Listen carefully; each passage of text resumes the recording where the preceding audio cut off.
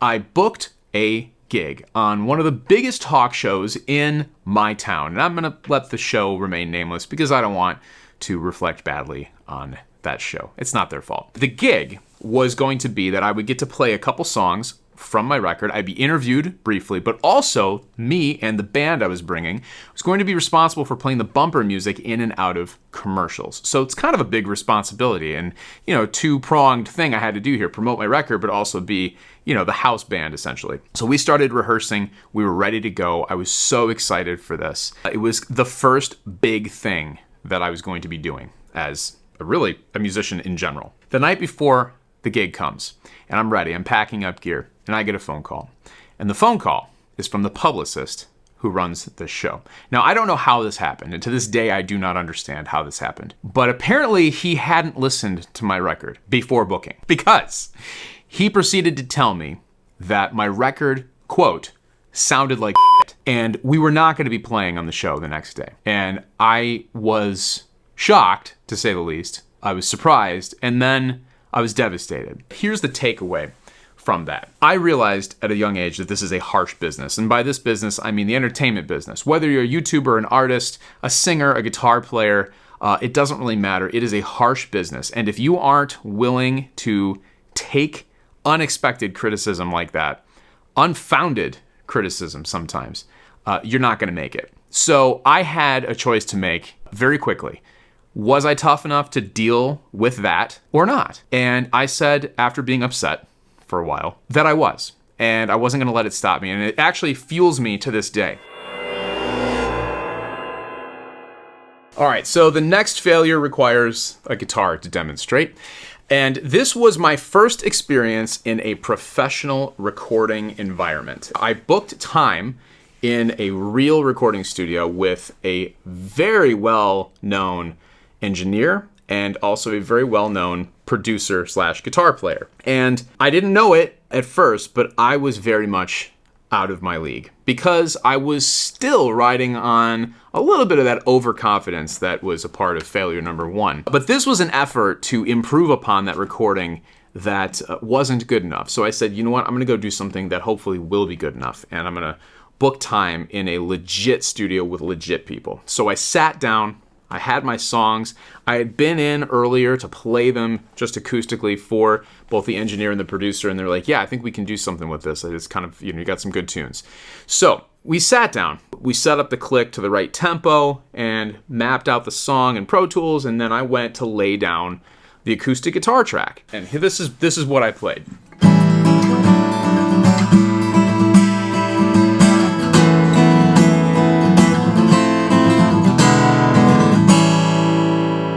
As soon as I did one take, they called me into the control room, and the producer sat me down, and he said, what you just did is not good enough.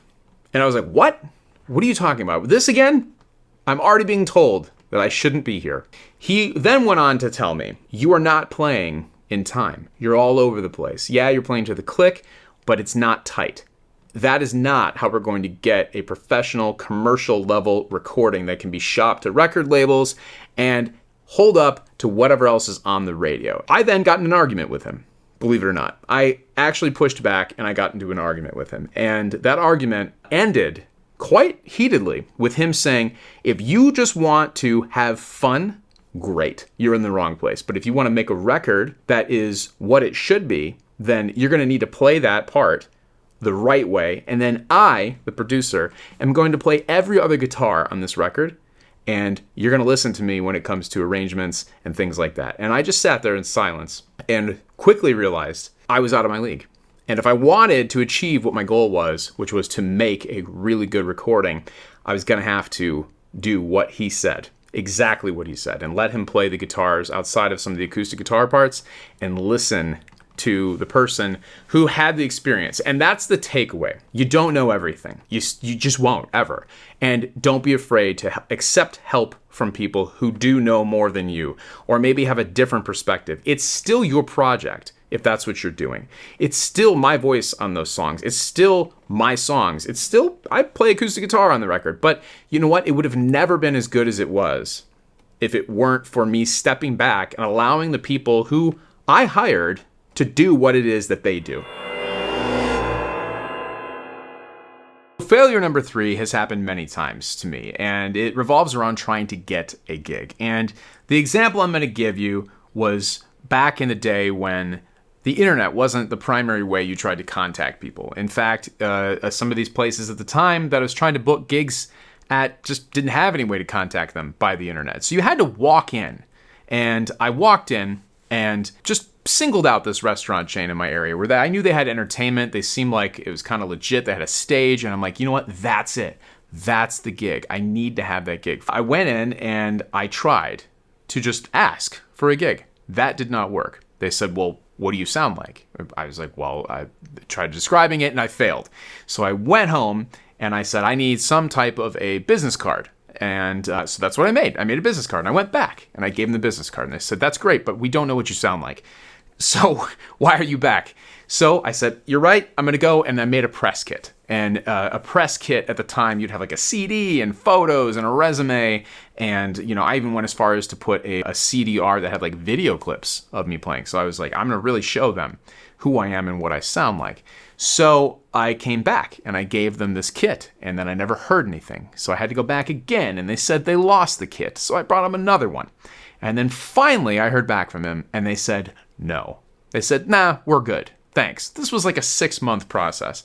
All to be told no by this place where at the time this was the pinnacle for me. I was very young. I knew they paid well and I wanted a gig there so badly. Well, eventually what happened is they called me and they offered me a gig. It was kind of a trial period. They had some cancellations and I went in and I played those gigs. And that actually turned into a recurring gig, a residency that went on for 3 or 4 years after that point. So the takeaway here is perseverance, because even though they told me no and lost my press kit, I didn't even have a press kit when I first went there. I learned through them telling me no. If they had said yes right off the top, then I wouldn't have had a press kit. I wouldn't have known how, at the time, walking into a bar or restaurant to try to get a gig was going to work. So that prepared me for all the other places that I went out then and tried to get gigs at. And I am grateful for the fact that they said no so many times, eventually said yes, and then also eventually fired me. But that's a story for another time. And now we talk about a more recent failure, and this is a YouTube failure, and I've had many of those. And the YouTube game has been a true test of basically everything I've talked about so far. People being critical of you, people saying no, people saying that you're not good enough. And it is a really difficult road to put things out here on this platform or any platform really. And if you do it, you know what I'm talking about. And I recently had a pretty big failure, at least in my eyes, and that was a sponsored video. And the sponsored video, I'll tell you what the video is. It's my sister Rosetta Tharpe video. And that video was sponsored by Sweetwater. And I felt a lot of pressure to make this video really, really good. And I think I did that. But it performed terribly. Like one of the worst performing videos that I have ever put out. Hopefully this video does better than that one. It was embarrassing and it was disappointing. And not only was I embarrassed and disappointed, I had to then face the fact that I had just not lived up to what the sponsor had hoped I would live up to. And I had to set aside the personal part of this. And this is the takeaway. That was a business transaction. And I didn't hold up my end of it. Now, they were gracious and said, hey, you know what, once you maybe, improve some things or, shift gears a little bit and get a little more engagement, we'd love to do something in the future. The content is really great.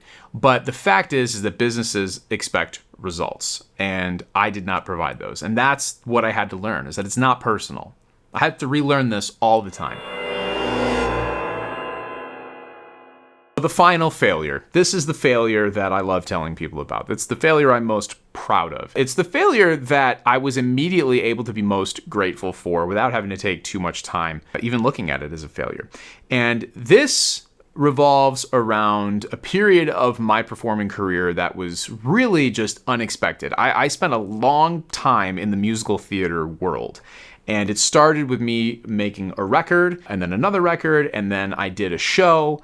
And then I got asked to be a part of the development of a new musical. And I was singing, I was acting, I was doing all this stuff to help get this musical off the ground. And I got to go to New York and do a week-long workshop and performance, and it was very exciting. And I learned a ton. And I had the opportunity to perform for the producer who was attached to the project at the time. And this producer was a major Broadway name. And I said, when am I ever going to get the chance to meet somebody like this again, let alone sing in front of them? And I didn't really have a reason for doing this. I wasn't asking for anything specifically, but I went and I said, I'm going to get him to hear me sing some of my favorite musical theater songs that are on shows that he's working on. And I put all of my recordings onto an MP3 player, a little pocket-sized MP3 player, and I gave him headphones and the MP3 player and a letter explaining, I just want you to listen to it. I'm not asking for anything, just want to listen to it. And I gave it to him, and he was intrigued. So that led to nothing initially. I heard absolutely nothing. I continued working on that show. I never heard from him. Actually, that's not true. He did send me a thank you note, but then that was it. And that's pretty much more than I expected. Flash forward months, almost a year, and an announcement came for a big show that was going out on tour. It was the 50th anniversary of this show. And I did not think, even consider audition. How can I audition for that? I don't live in New York. I'm not an equity, actors member. I'm just this singer who has a little bit of experience, who is just having fun existing in this world that I probably have no business existing in. Well, I got a call and an email, and it was an offer to go and audition for the lead role on this tour. And it was from the producer that I gave that MP3 player to. That then set me off on this journey that lasted almost 6 months of many auditions, flying back and forth to New York. And at some points, thinking, hey, this could be a real possibility. I could go out on this tour and lead this show that felt like it was really made for me. The main character played guitar in the show. I play guitar.